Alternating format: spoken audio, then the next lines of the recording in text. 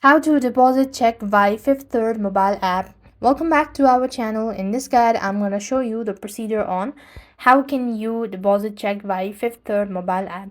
So the depositing check with Fifth Third mobile app, you just need to log into your account, and from the home page tap onto the deposit section and choose new deposit section, then choose new deposit.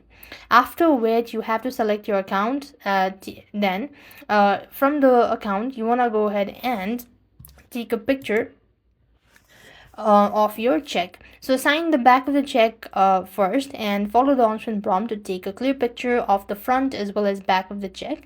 Type in the check amount and you have to choose your desired fund availability options as well. Moving on, you then need to check all the details and confirm to submit your deposit. So this way you'll be able to deposit check via Fifth Third mobile app. With that being said, we've completed our steps. Thank you for watching. See you in our next video.